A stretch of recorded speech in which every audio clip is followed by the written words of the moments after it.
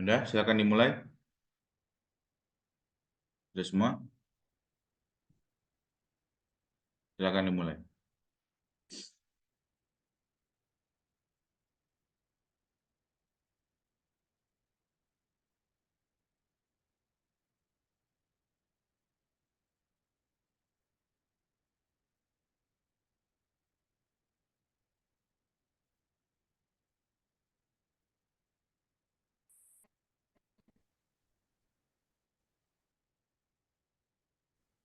Izin share screen ya, Pak.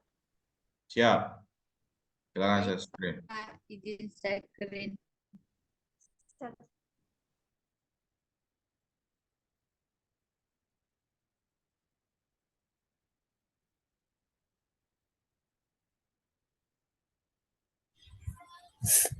Apakah sudah terlihat? Sudah.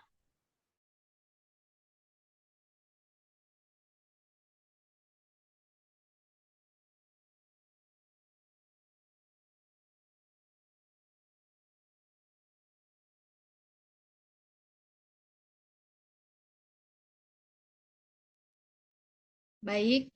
eh, Assalamualaikum warahmatullahi wabarakatuh.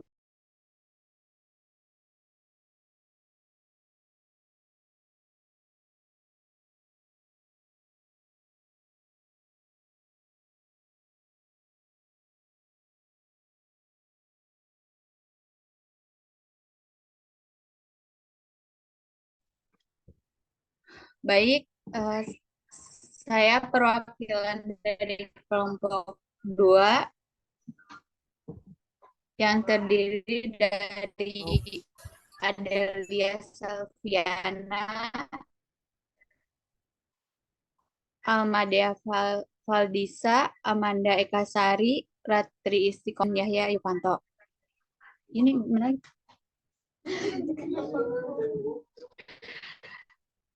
Di sini kita akan membahas teknologi informasi dalam layanan keperawatan. Keperawatan memberikan akses cepat dan akurat terhadap informasi pasien, jadwal, dan catatan medis untuk meningkatkan kualitas perawatan. Sistem informasi yang terintegrasi memungkinkan tim medis bekerja efisien dan fokus pada kebutuhan pasien.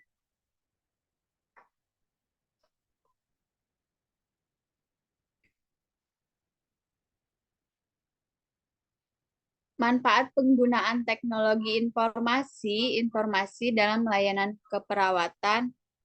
1. Kecepatan dan efisiensi. Teknologi informasi memungkinkan akses cepat terhadap data pasien dan mengurangi waktu administrasi, memungkinkan fokus lebih pada perawatan. Adapun 2,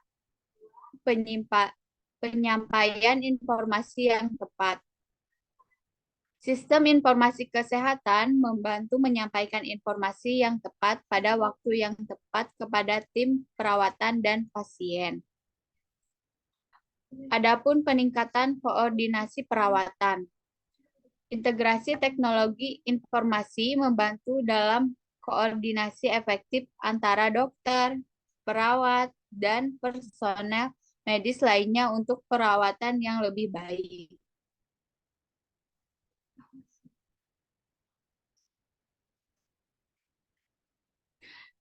Adapun tantangan dalam mengimplementasikan teknologi informasi dalam layanan keperawatan yang terdiri dari biaya implementasi teknologi, kesulitan mengintegrasikan sistem yang sudah ada, dan resistensi dari tenaga medis untuk beradaptasi. Next.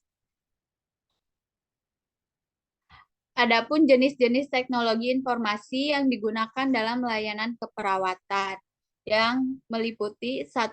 Sistem informasi manajemen atau SIM kesehatan. mengelola data pasien, administrasi, dan sumber daya rumah sakit secara terpadu. Adapun 2, teknologi rujukan elektronik, yaitu memfasilitasi rujukan pasien antar layanan kesehatan primer dan sekunder. 3, aplikasi pemantauan pasien, memungkinkan pengawasan pasien jarak jauh dengan teknologi yang tersinkronisasi.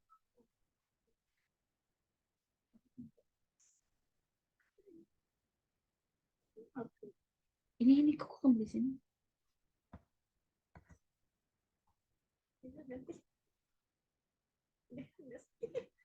Selanjutnya, keamanan dan privasi data dalam penggunaan teknologi informasi dalam layanan keperawatan. Saat menggunakan teknologi informasi dalam layanan keperawatan, penting untuk memastikan keamanan dan data pasien. Perawatan kesehatan harus mematuhi peraturan privasi data dan melindungi informasi sensitif. Keadaan sistem keamanan dan enkripsi data adalah kunci dalam penggunaan teknologi informasi. Next.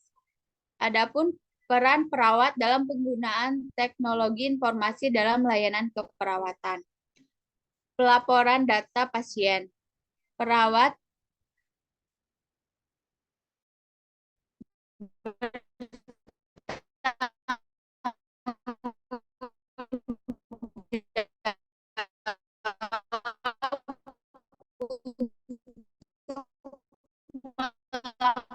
melakukan pelaporan data pasien ke dokter. Informasi yang halpat informasi.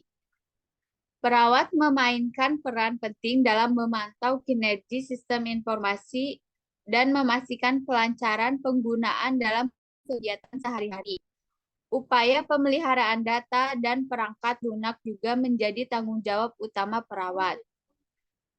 Adapun pelatih dan bimbingan, yaitu memastikan bahwa staf perawatan mendapatkan pelatihan yang memadai dalam penggunaan teknologi informasi dalam layanan keperawatan. Terlibat dalam memberikan bimbingan terkait penggunaan sistem informasi dan pemecahan masalah sehari-hari. Next.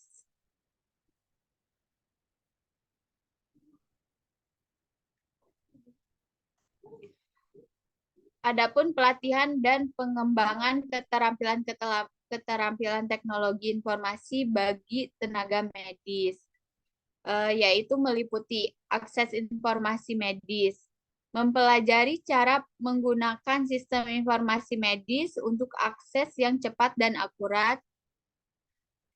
Ada juga manajemen data kesehatan, pelatihan dalam pengelolaan data kesehatan elektronik untuk meningkatkan kualitas layanan. Dan adapun kemitraan teknologi dan perawatan, yaitu perkembangan keterampilan perawat. Next.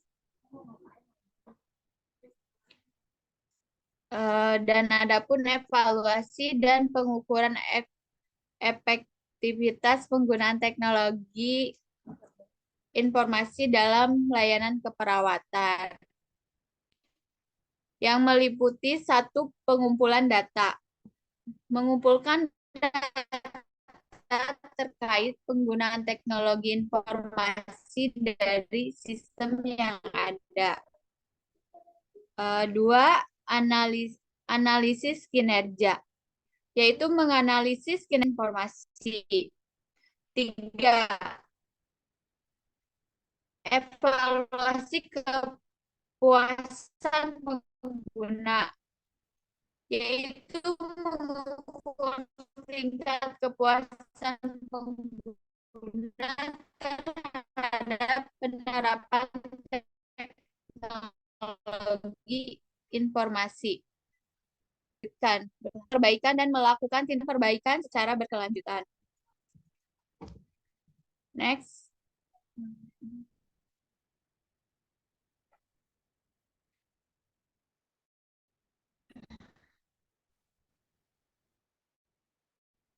Dan adapun tren dan perkembangan terkini dalam teknologi informasi dalam layanan keperawatan yang terdiri dari rekam medis elektronik atau EMR.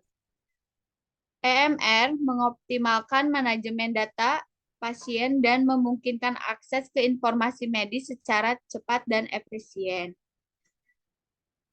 Dan adapun telemedicine, yaitu pengembangan telemedicine memungkinkan konsultasi medis jarak jauh dan pemantauan pasien secara real-time. Adapun perangkat lunak manajemen rumah sakit, yaitu perkembangan perangkat lunak khusus untuk manajemen rumah sakit memberikan efisiensi dalam operasional dan next.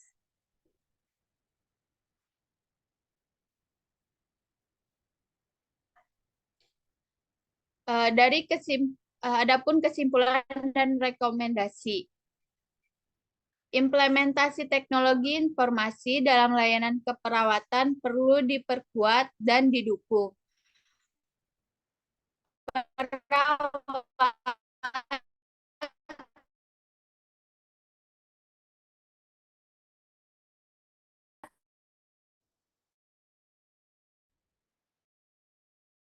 Perlu dilibatkan dalam pengembangan sistem untuk memastikan kebutuhan ini terpenuhi. Tas teknologi hadir.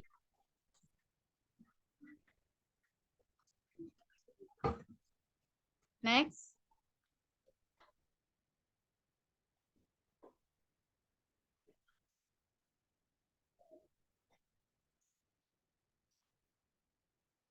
Baik, sekian yang saya dapat presentasikan. Ada yang ditanyakan?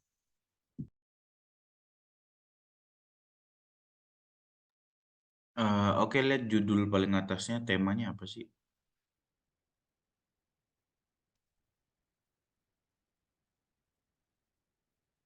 Nah, ini kurang dari temanya.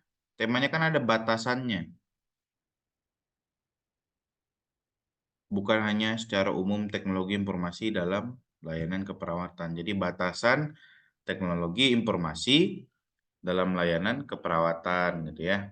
Jadi tadinya saya harapnya rekan-rekan ini akan membahas tentang kebijakan-kebijakan.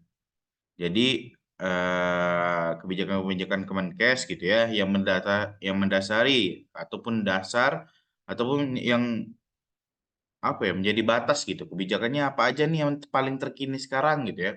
Jika ingin mengembangkan suatu teknologi informasi itu harus ada apa aja gitu ya. Terus harus ada batasan apa aja yang harus kita pahami seperti kayak teknologi keamanannya harus pakai apa dan lain sebagainya. Nah, itu batasan-batasannya. Nah, itu ditentukan oleh kebijakan dari Kemenkes, rekan-rekan. Jadi, saya lihat tadi belum ada ya kebijakan dari Kemenkes ya. Betul? Belum ada. Dan nanti ditambahin ya kebijakan dari Kemenkesnya. Jadi, sebenarnya kita hari ini itu membahasnya karena tema utamanya itu adalah kalau kalian baca itu batasan teknologi informasi dalam dengan layanan keperawatan gitu. Jadi batasannya kalian kurang memasukin batasannya. Nah, ini benar teknologi informasi secara umum benar gitu. Jadi tinggal ditambahin batasannya ya nanti ya. Jadi kebijakan-kebijakan apa saja yang mempengaruhi gimana sih cara membangun teknologi informasi dan lain sebagainya. Paham? Oke. Silakan kelompok lain. Kelompok 1, 3, 4, 5, 6. Silakan untuk bertanya dari sekarang kepada kelompok 2. Pak, maaf, nanti pertanyaannya boleh ditulis di kolom chat juga nggak? Boleh. Jadi nanti hasil pertanyaan ini kalian tambahin ke PPT kalian ya. Jadi Iya, kalau Pak. misalnya ada pertanyaan-pertanyaan yang itu kalian tambahin, jadi kayak ya udah kalian memberikan informasi aja gitu kan. Karena kan kalian yang jawab juga kan. Jadi nanti Ya. ditambahin aja ke PPT-nya ya hasil pertanyaan-pertanyaan rekan-rekan. Oke, silakan yang mau bertanya.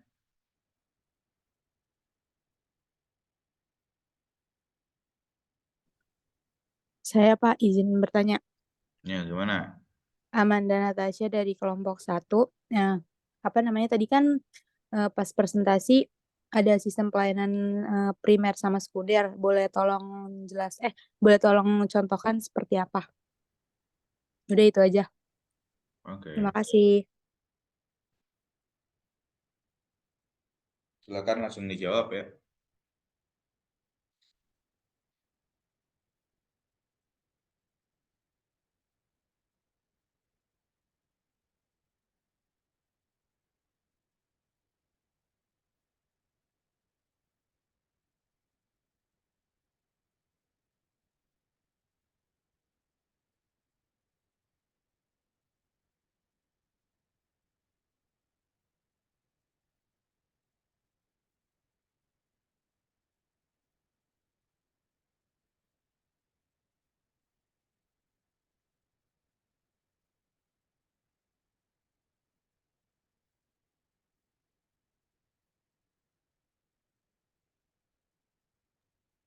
Baik, saya adalah Shelvina Putri, ingin menjawab pertanyaan dari Amanda Natasha.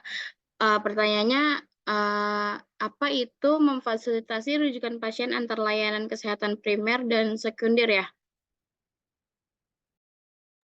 Nah, ini tuh menyediakan bantuan atau proses untuk mengarahkan pasien dari pelayanan kesehatan primer.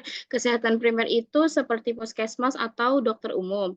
Nah, sedangkan pelayanan kesehatan sekunder itu seperti rumah sakit atau spesialis gitu. Oke, baik. Terima kasih.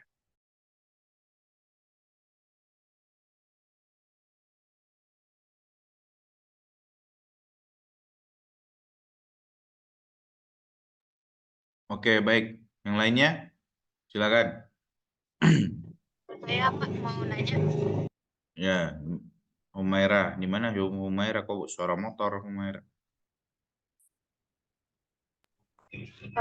Tadi kan kelompok sempat mention tentang telemedicine ya. Terus saya mau nanya nih, apa keuntungan dan tantangan dalam menggunakan telemedicine? Itu aja. Dari kelompok mana Humaira? Saya dari kelompok 4, Pak. Oke. Tadi 1 udah, 4 udah. Ya, silakan dijawab ya. Bapak, saya izin bertanya kepada kelompok 2.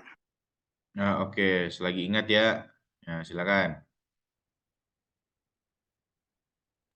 Sebentar, Pak.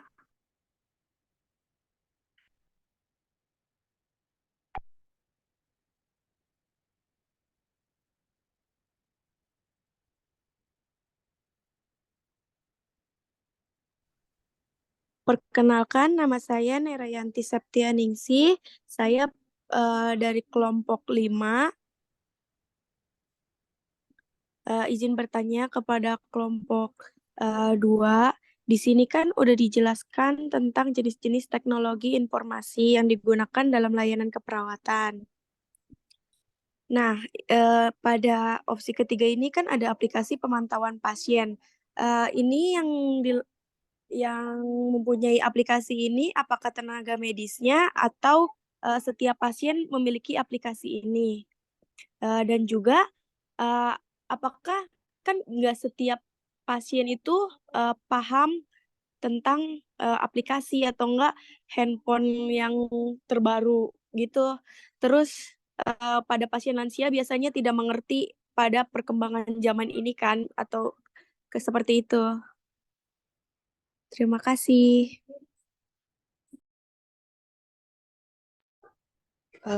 Baik, saya Najila. Saya akan menjawab pertanyaan dari Humaira. Pertanyaannya, apa keuntungan dan tantangan telemedicine? Untuk keuntungan telemedicine, yaitu keuntungannya bagi masyarakat sebagai akses kesehatan menjadi lebih mudah, biaya yang lebih terjangkau, mendukung privasi dalam pelayanan kesehatan. Dan untuk tantangan dalam penerapan telemedicine, yaitu keterbatasan teknologi, masalah keamanan data, dan regulasi dan legalitas. Baik, apakah sudah jelas? Itu udah ada tantangannya belum?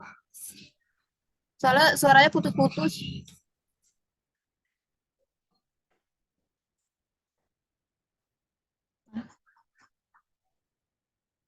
Untuk tantangannya yaitu keterbatasan teknologi, masalah keamanan data, dan regulasi dan legalitas.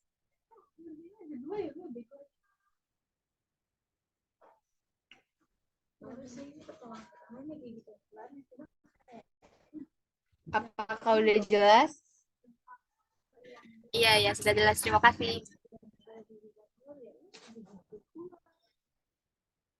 Oke.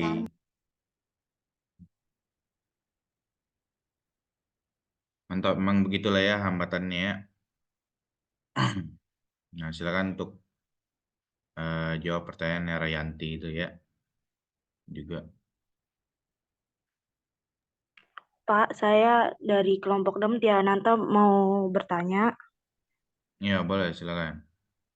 Tadi kan kelompok sudah menyinggung tentang data pasien. Nah, bagaimana pengimplementasian untuk memastikan bahwa keamanan dan privasi informasi data pasien akan terjamin tetap aman dan tidak bocor?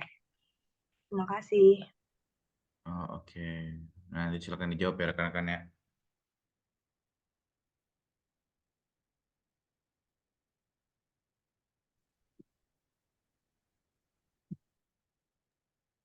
Ya sih Pak, kalau boleh tahu kalau kelompok kan misalnya satu udah bertanya nih.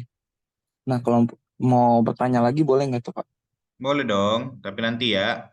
Sabar. Oh iya, siap Pak. Kasihan nih Oke. rekan-rekan nih lagi ini nih mencari jawaban nih kayaknya nih. Makasih Pak. Yo.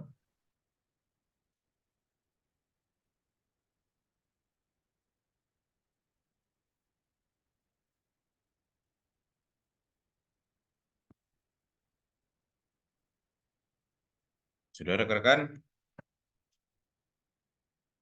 Kelompok 2.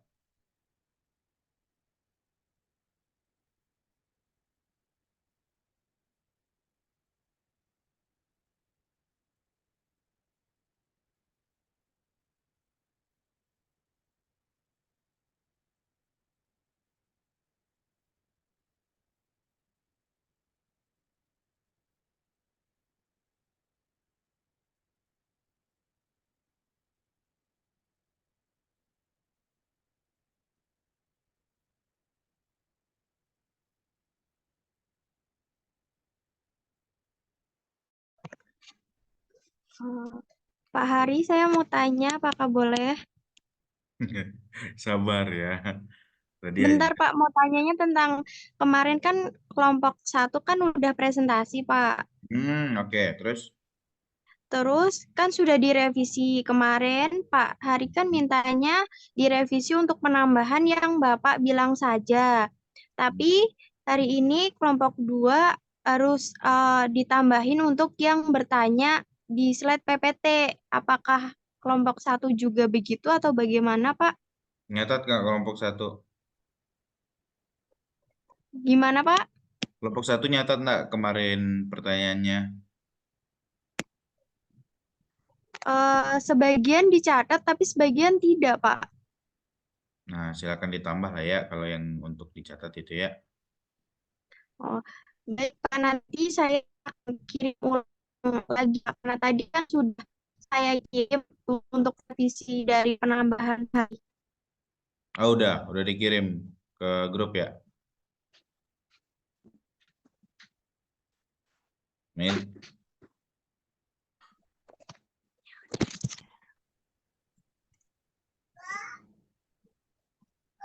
Oh, udah dikirim ke grup, Mil. Iya, Pak, revisi yang disuruh Pak Hari nambahin. Terus yang pertanyaan kemarin kan kelompok lain juga bertanya, Pak, itu ditambahin ke slide PPT juga atau bagaimana untuk kelompok 1? Hmm. Boleh ditambahin kalau yang masih inget ya. Jadi tambahin aja. Tapi bentuknya dalam bentuk bukan pertanyaan jawaban ya, tapi benar-benar informasi yang kalian berikan ke kami gitu ya.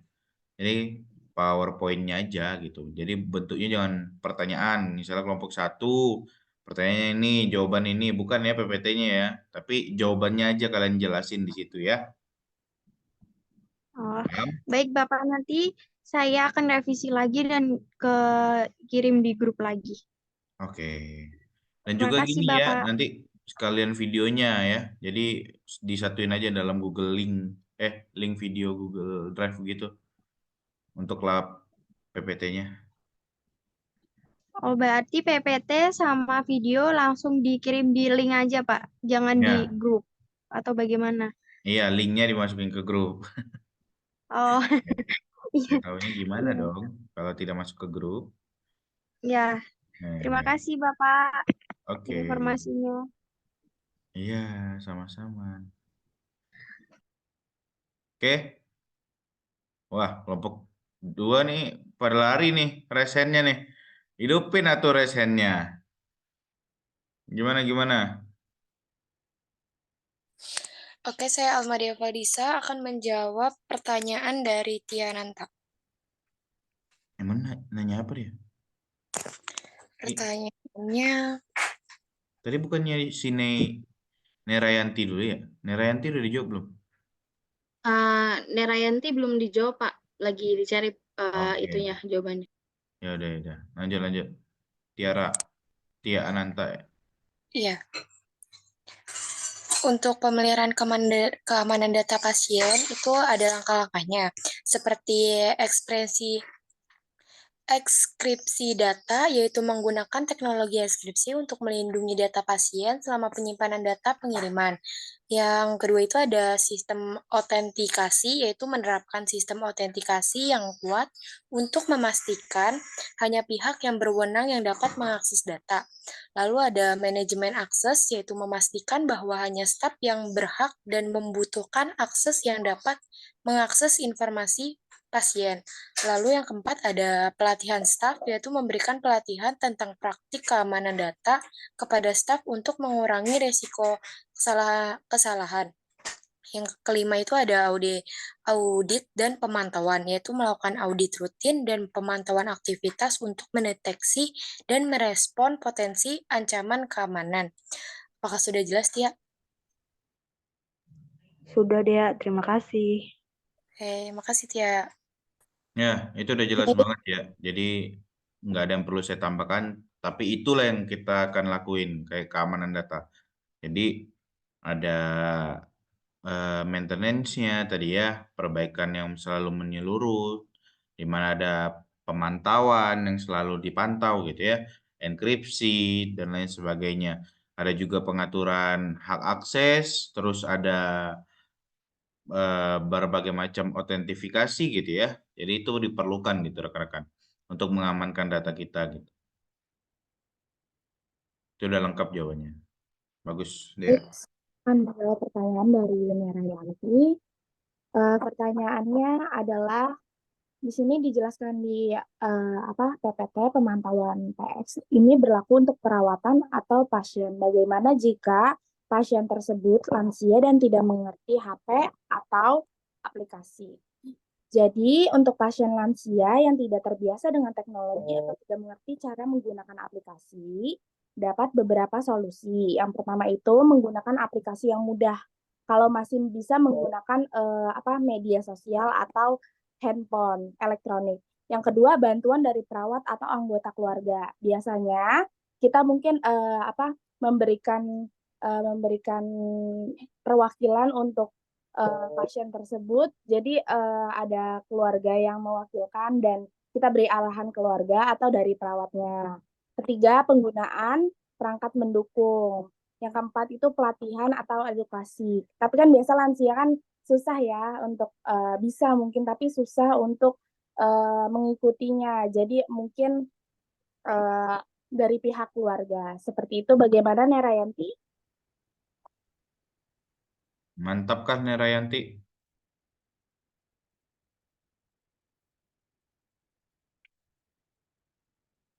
Sepertinya keluar ya Nerayanti ya.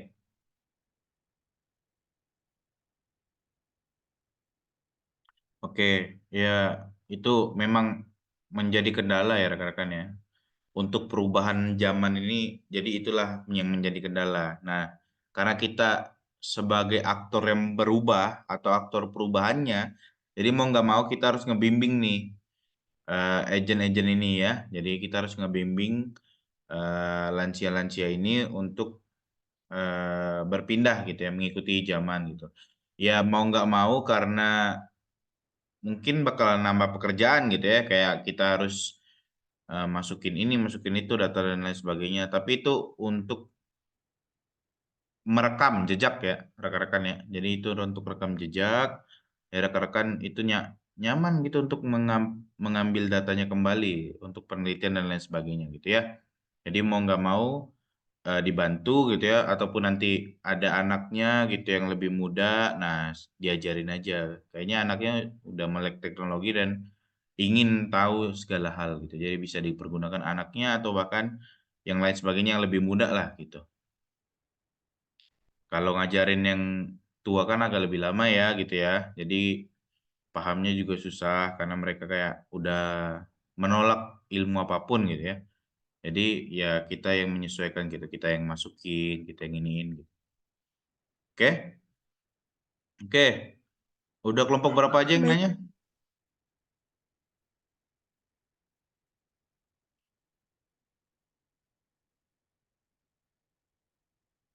Almadea udah kelompok berapa aja tadi? Saya lolos 1, 4, 5, 6 ya. 3 belum ya?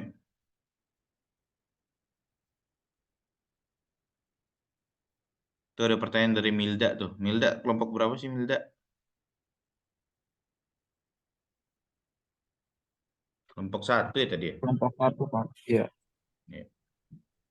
Ayo silakan dijawab rekan-rekan. Saya kelompok 1, Pak. Iya, Milda. Milda.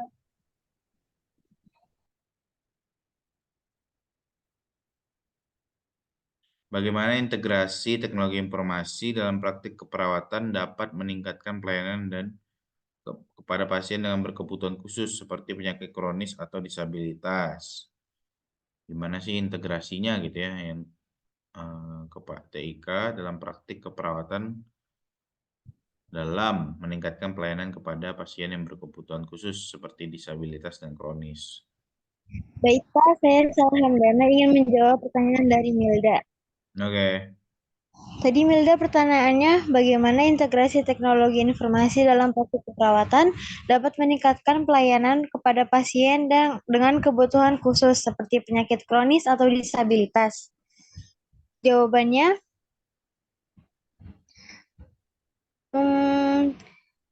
teknologi informasi dalam praktik keperawatan dapat memberikan banyak manfaat bagi pasien, yaitu dengan satu, pemantauan jarak jauh. Teknologi informasi memungkinkan perawat untuk memantau kondisi pasien dengan kebutuhan khusus dari jarak jauh melalui aplikasi mobile atau perangkat wearable. Hal ini mungkin identifikasi dini, perubahan kondisi, dan intervensi yang cepat. Lalu yang kedua ada pemantauan pasien secara otomatis, yaitu sensor dan perangkat rumah pintar dapat digunakan untuk memantau kondisi pasien secara otomatis. Terus memberikan data yang real time kepada perawat untuk analisis dan tindakan lebih lanjut. Terus yang ketiga ada pengelolaan data yang efisien. Penyimpanan dan pengelolaan data pasien dengan kebutuhan khusus secara terpusat dan efisien ini yang memungkinkan akses yang mudah dan cepat terhadap riwayat kesehatan pasien, termasuk catatan medis, rencana perawatan, dan hasil pengujian.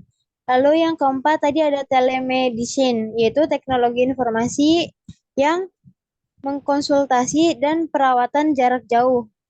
Lalu yang kelima ada pendidikan dan pemantauan mandiri. Terus yang keenam ada koordinasi perawatan yang terintegrasi, yaitu memungkinkan kolaborasi yang lebih baik antara berbagai penyediaan layanan kesehatan yang terlibat dalam perawatan pasien dengan kebutuhan khusus, termasuk dokter, perawat, terapis, dan ahli lainnya. Sudah, Pak. Oke, apa sudah jelas, Milda?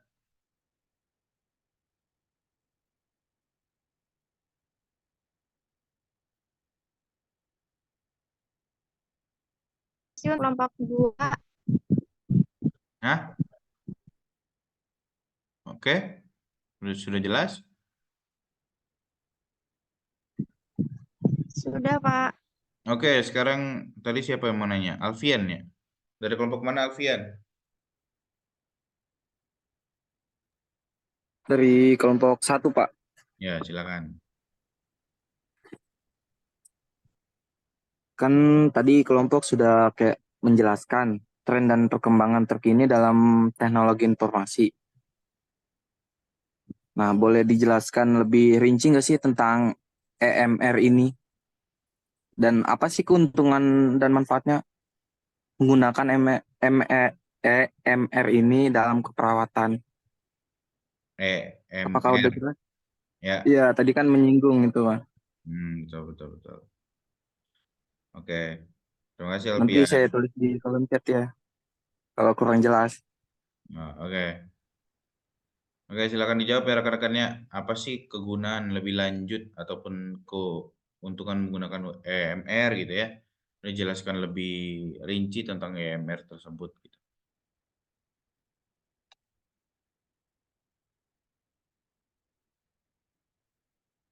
Kelompok 3 belum bertanya ya?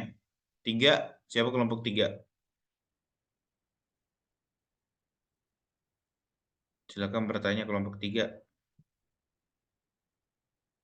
3 itu ada Tiara Putri. Silakan bertanya Tiara Putri. Nur Iman, Aprilia S, Lutfia, Najwa, Nadia Tiffany. Baik, Pak, izin bertanya dari kelompok 3. Oke. Baik, izin bertanya kelompok 2. Tadi kan kalian sudah menjelaskan jenis-jenis teknologi informasi. Salah satunya itu ada aplikasi pemantauan pasien. Oke, pertanyaan saya, apakah dengan aplikasi pemantauan pasien ini dapat menjamin mutu kesehatan pasien yang lebih baik? Karena seperti yang kita ketahui, pasien yang dipantau secara langsung saja masih kurang optimal dalam mutu kesehatannya, apalagi yang jarak jauh. Dan bagaimana jika data atau riwayat kesehatan yang pasien berikan itu bohong? Jadi misalnya kayak dia merokok tapi dia kayak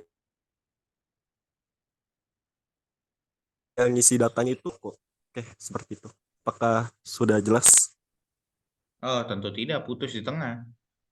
Karena kalau dia merokok, apa tadi? Contohnya? Ya, kalau dia merokok, tapi ngisi datanya itu dia bilang tidak merokok, Pak. Oh, oke. Iya. Seperti itu. Aku. Ya, begitu ya rekan-rekan. Silakan dijawab. Pertanyaan Alfian dulu atau Ilman dulu, silakan. Jadi, saya membuka diskusi ini supaya rekan-rekan itu mempelajari juga nih. Kelompok 2 hari ini ngebahas apa? Batasan ini. Nah, tujuannya adalah supaya kalian belajar juga. Nah, nanti saat kelompok 2 menyampaikan PPT-nya, kalian nih sampaikan nih kekurangannya gitu, apa yang kalian dapat gitu ya. Untuk kelompok-kelompok lain nih. Jadi sebelum perkuliahan saya dimulai, jadi rekan-rekan silakan dibaca-baca dulu temanya. Secara keseluruhan dulu. Nah, nanti kalau misalnya ada yang belum disampaikan dari kelompok 2, ya kayak sekarang nih kelompok 2 ya, kelompok yang lagi presentasi, silahkan disampaikan ya. Kayak gitu. Jadi saya membuka diskusinya lebih cair lagi gitu ya. Makanya saya suruh kalian untuk bertanya minimal satu kelompok satu. Bahkan kalau banyak juga nggak masalah gitu ya. Jadi kita sama-sama belajar lah gitu tentang keilmuan ini.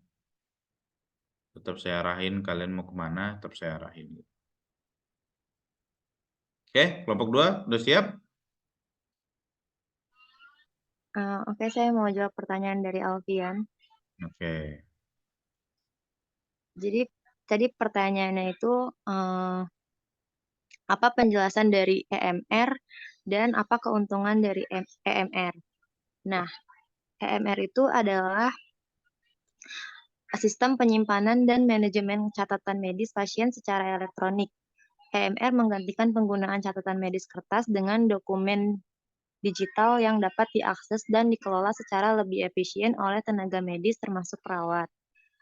Kemudian EMR itu keuntungannya dapat memungkinkan perawat untuk mencatat informasi pasien seperti riwayat medis, hasil tes, pengobatan yang diberikan, dan lain-lain secara elektronik, memudahkan akses dan pertukaran informasi antara anggota tim perawatan, meningkatkan koordinasi perawatan, dan memungkinkan analisis data untuk perbaikan proses perawatan. Apakah sudah jelas, Alfian? Ya, jelas Manda. Makasih ya Manda. Ya. Apa yang jelas Alfian?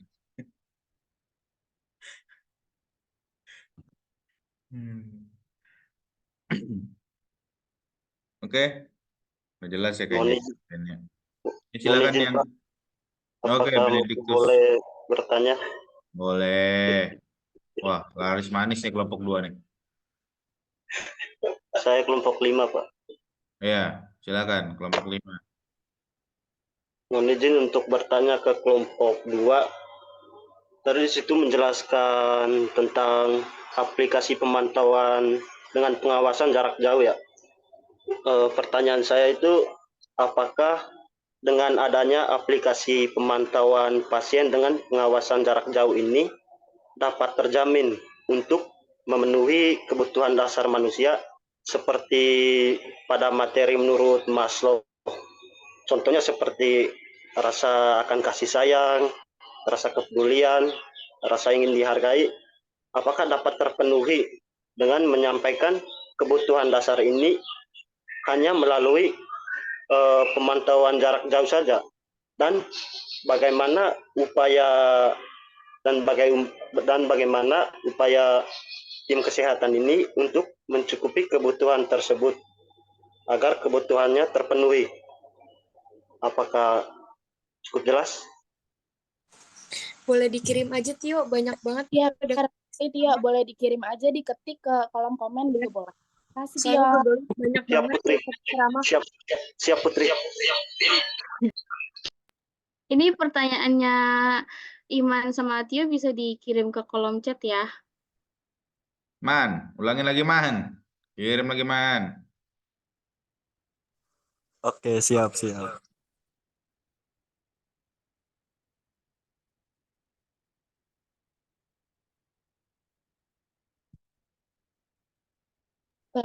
akan menjawab pertanyaan dari Iman ya. Oke. Iman, apakah akurat ya? Seperti itu Iman, kurang lebih ya.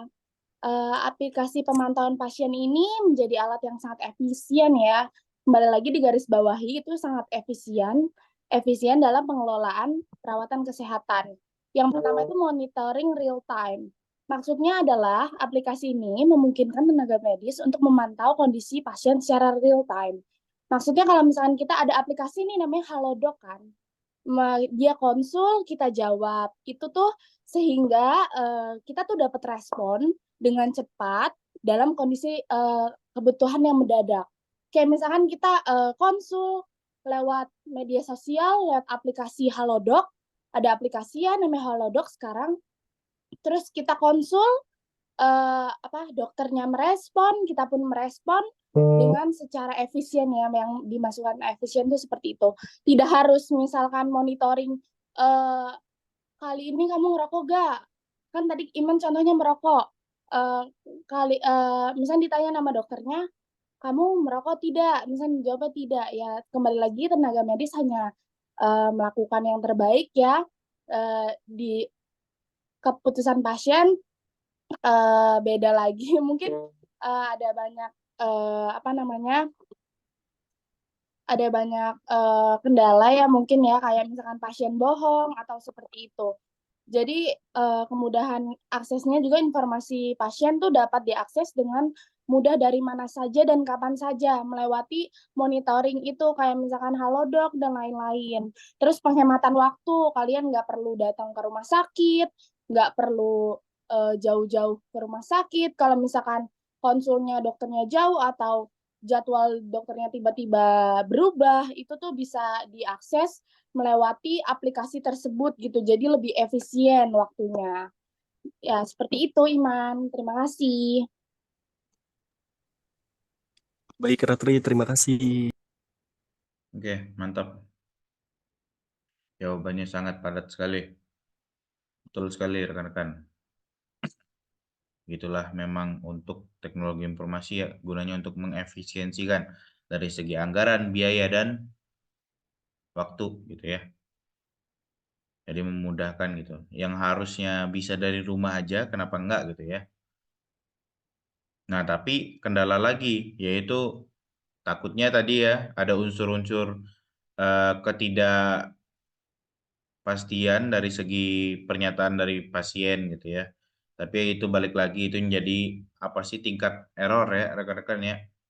Jadi nantinya kalian bisa ngelihat nih apakah seberapa banyak orang ataupun pasien-pasien ini bohong gitu ya dan mengganggu aktivitas aplikasi kalian gitu ya. Karena saya rasa kalau hanya 1/sekian mah kayaknya kecil gitu ya kemungkinan mengganggunya gitu. Oke, ada lagi pertanyaan? Tadi Benedictus ya. Silakan dijawab Benedictus, pertanyaan Benedictus. Sebenarnya pertanyaannya hampir sama dengan minggu lalu, cuman lebih ke nanya efektif nggak gitu.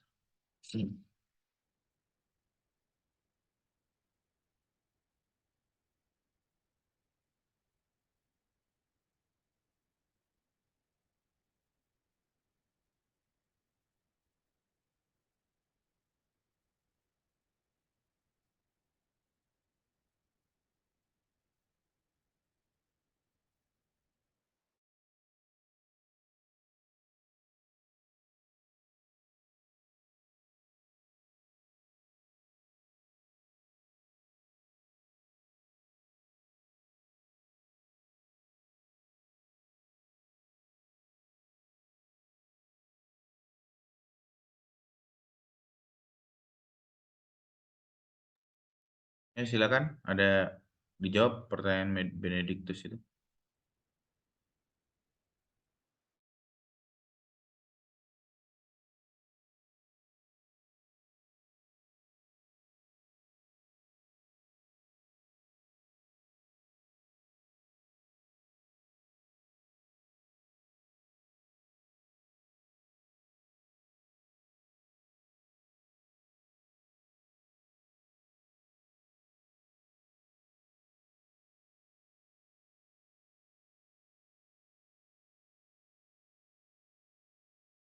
Oke, sambil menunggu silakan untuk mengisi link presensi ya.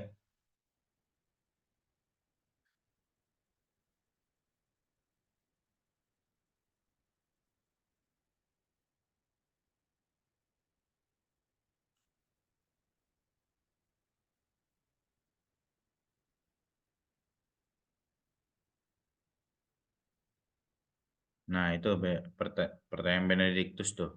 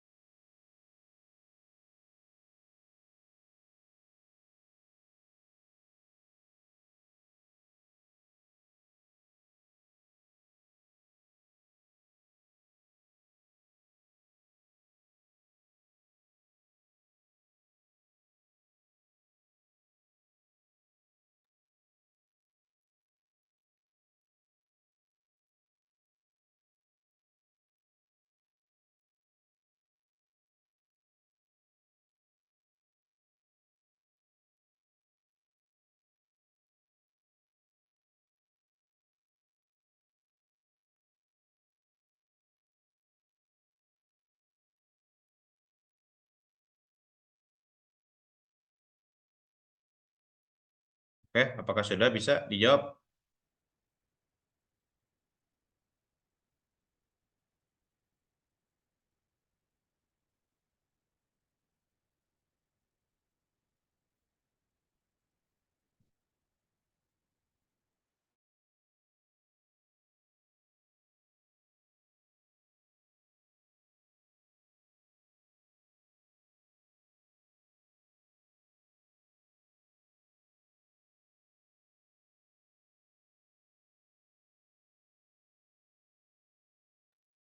Baik, saya Adela Syafira Putri mau jawab pertanyaan dari Benediktus.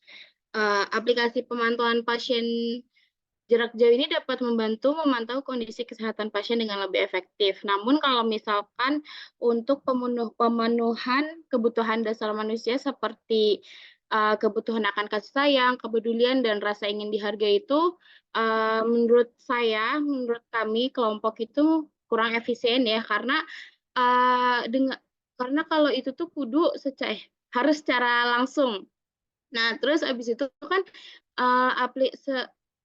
kalau itu pasti kok pasien itu kan kontrol ya, nggak selalu itu tuh dipantau melalui aplikasi. Pasti ada kalanya pasien itu kontrol bertemu dengan perawat atau dokter secara langsung. Jadi nggak selalu pasien itu tuh dipantau dengan aplikasi tersebut gitu. Jadi kalau misalkan ingin kebutuhan dasar manusia seperti kebutuhan akan kasih sayang, kepedulian, dan rasa ingin dihargai itu bisa secara langsung atau secara offline, tidak dengan secara daring. Dan juga kebutuhan akan kasih sayang, kepedulian, dan rasa ingin dihargai itu tidak selalu didapat oleh dokter atau dengan perawat. Dan itu bisa juga didapat oleh di lingkungan sekitar, contohnya keluarga ataupun teman-temannya, kerabatnya, begitu. Apakah sudah jelas, Tio? Jadi penyampaian di aplikasi pemantauan jarak jauh ini, gimana? Jadi penyampaian di aplikasi pemantauan jarak jauh ini menyampaikan informasi apa saja selain kebutuhan dasar manusia?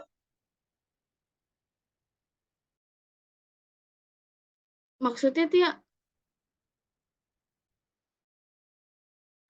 Jadi untuk penyampaian informasi di aplikasi pemantauan jarak jauh ini, selain kan tadi jawabnya apa ya? Tadi jawabnya gimana Del? Tadi jawabnya Del? Lupa. Tio, tolong memberikan pertanyaannya yang benar ya, Tio.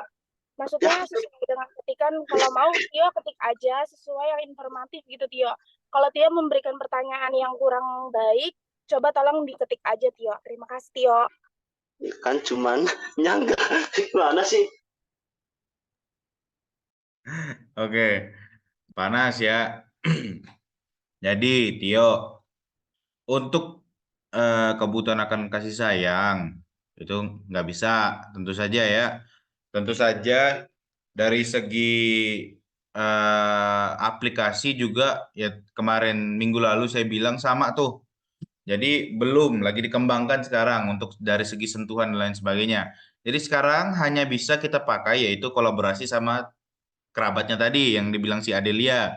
Kolaborasi dengan kerabatnya, dan kalaupun nanti ada aplikasi pemantauan pasiennya ada fitur-fitur seperti konsul jarak jauh, nah nanti dari konsul jarak jauh tersebut komunikasinya lebih hangat, lebih empiris gitu ya, lebih lebih empatik dan lain sebagainya, itu juga bisa meningkatkan kepedulian atau rasa ingin dihargai seperti itu. Jadi di sini sudut pandangnya aja Benediktus. Jadi enggak selalu melulu seluruh itu aplikasi apa ya, memberikan apa yang diinginkan, karena sekarang belum. Jadi bertahap Benediktus ya. Jadi sekarang mah baru EMR tadi ya. Jadi baru pemantauan pasien secara kebutuhan-kebutuhan dasarnya gitu ya. Tapi untuk yang mendalam seperti rasa sayang dan kasih sayang ya agak susah ya, karena LDR aja gagal ya rekan-rekan ya. Apalagi pasien ya, nggak bisa ya gitu.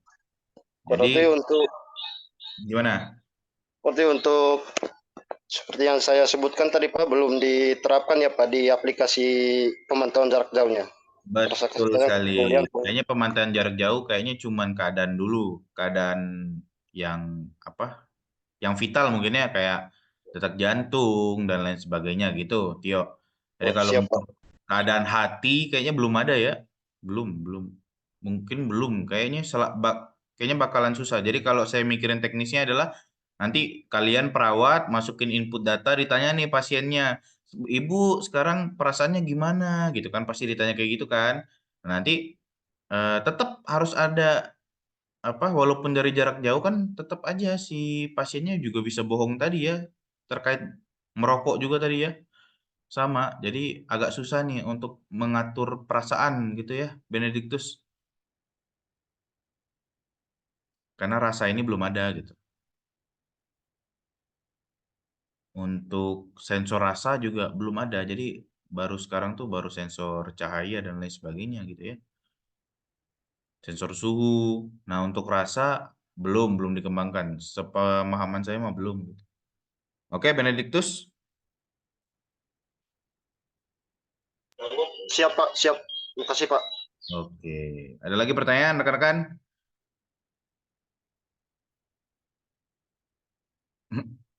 Udah angkat tangan tuh kelompok 2. Gak apa-apa ya rekan-rekannya. Jadi kita sama-sama belajar. Jadi kalaupun ditanya banyak, ya bakalan saya bantuin juga kok. Jadi kalian nggak sendirian, aman ya, nggak usah panik gitu.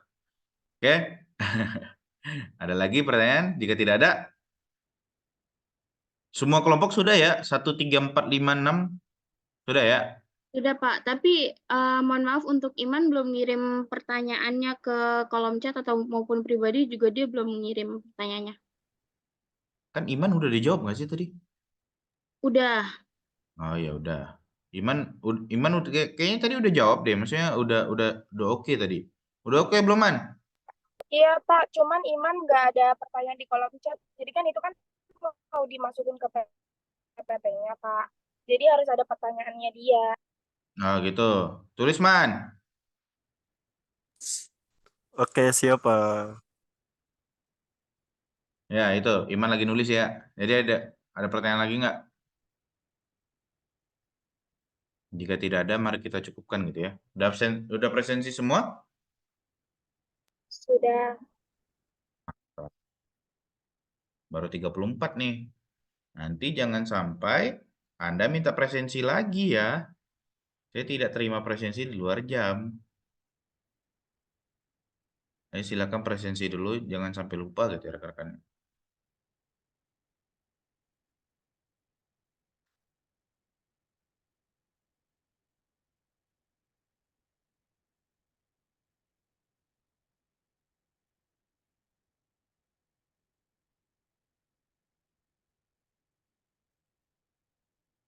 Oke, Man. Nanti PC aja, Man, sama si Ratri ya, Man ya.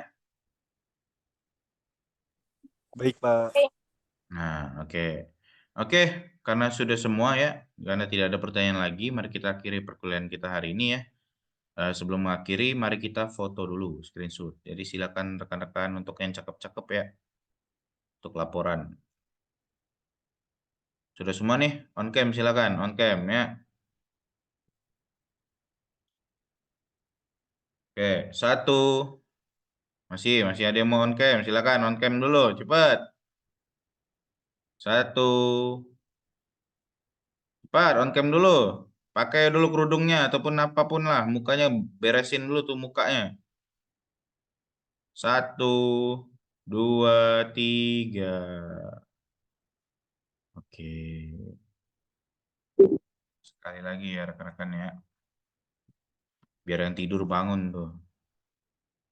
1, 2, 3. Oke, wah ini mantap.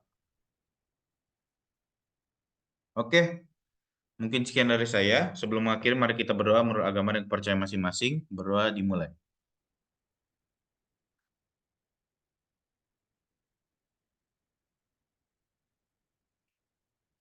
Oke, berdoa selesai. Terima kasih atas kajian rekan-rekan. Mohon maaf saya terlambat karena tadi masih dalam perjalanan ya rekan-rekan ya. Jadi Terima kasih atas kehadiran rekan-rekan. Saya sangat mengapresiasi untuk yang on cam juga ya atas waktunya. Semoga kalian sehat selalu dan selalu bahagia. Bye-bye. Terima kasih, Terima Pak. Pak. Terima kasih, Pak. Terima kasih, Pak. Sama-sama. Terima kasih, Pak. Sama-sama.